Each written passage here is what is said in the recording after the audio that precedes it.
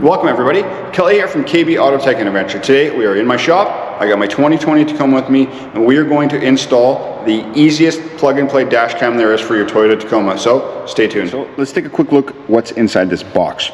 The cool thing about this kit is it's not going to need any tools. All right, so all wrapped up here, and this is the unit right here. So there's going to be our front-facing camera. This is going to be our plug. Side here, power, and some control buttons, and we have a memory card slot. This one comes with a 64 gig card already pre-installed. If you wanted to switch that out, I believe it can take some larger cards.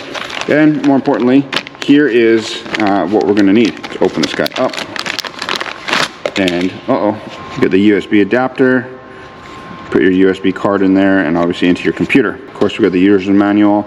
There's the apps that we're going to need, obviously, so for whatever device you want to use. There's a QR code here. I guess you can watch the install as well, or you can watch my install as well already.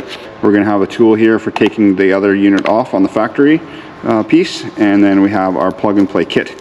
This is going to install into the factory connectors, and this is going to install to this guy. So this is going to be a really simple, easy install. Well, we're inside the truck and we're ready to get going on the install. The only thing we're going to need is this tool that is included in the kit. So that's fantastic. So anyways, let's get to the mirror right here. Let's get going on the installation. We're at the mirror. All we have to do is just turn and rotate this mirror out of the way, just like that. Now, this panel, to remove it, is going to go down that way. And it comes off sort of all in one. So if you just take this pry bar here and pry it down, it'll probably go flying.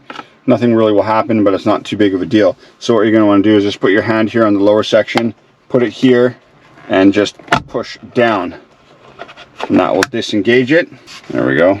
These clips here is what's holding it in. So essentially when we put it back on, it's going to be that sort of motion. So anyways, we can get rid of that piece for now.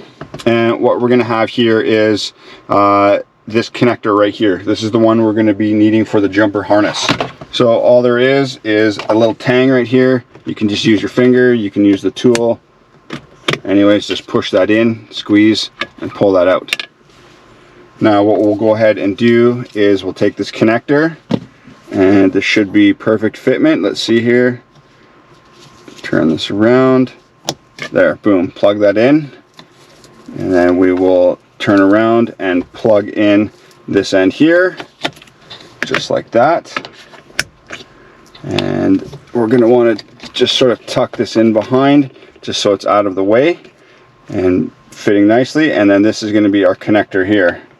I see that there's a twist tie here. You could probably remove that if you wanted to, if you need to move it around, but I'll just sort of see how that works.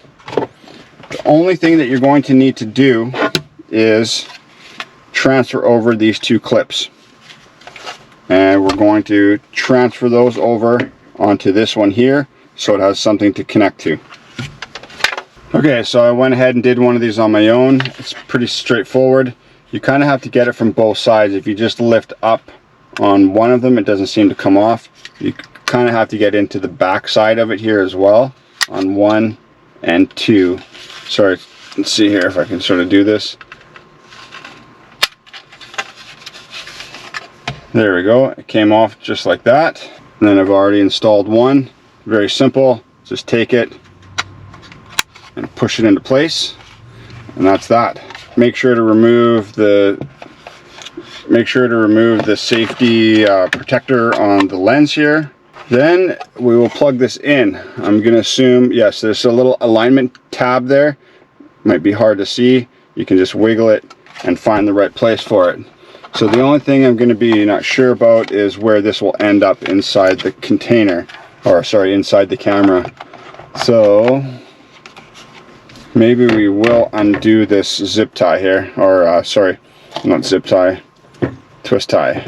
Now that's giving us the room to kind of put this wherever we want, and hopefully it will just fit in sort of behind there.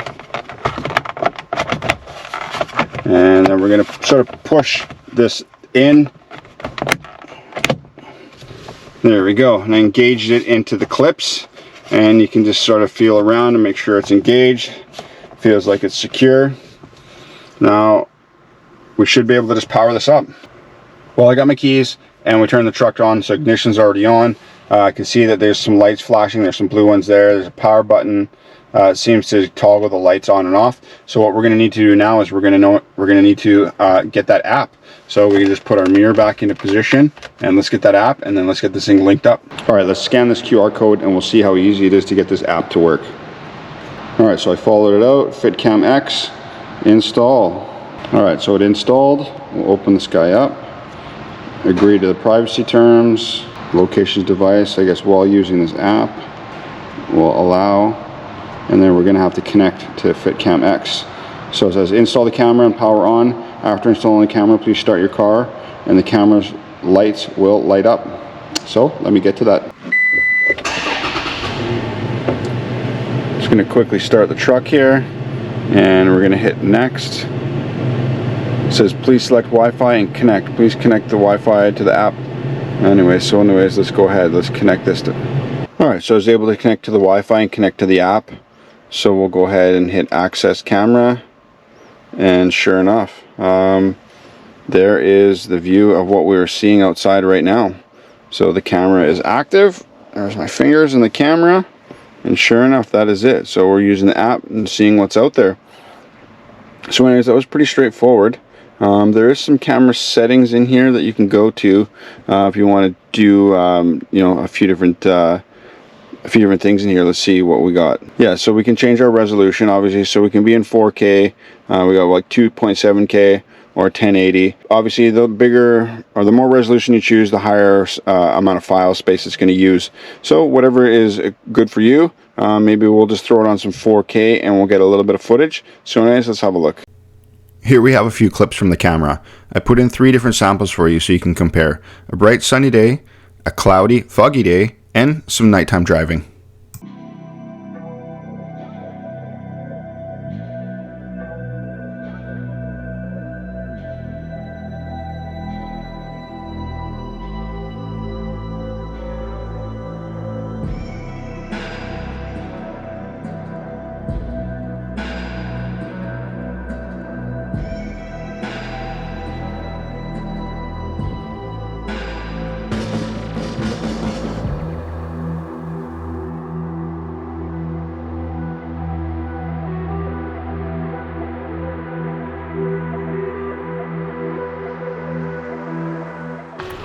Thank you so much for watching today's video.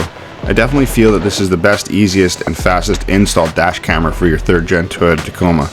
Also, be sure to check out the Fitcam website, as they have multiple fittings for many other vehicles as well.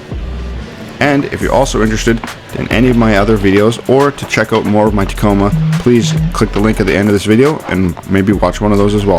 Thank you. Bye-bye.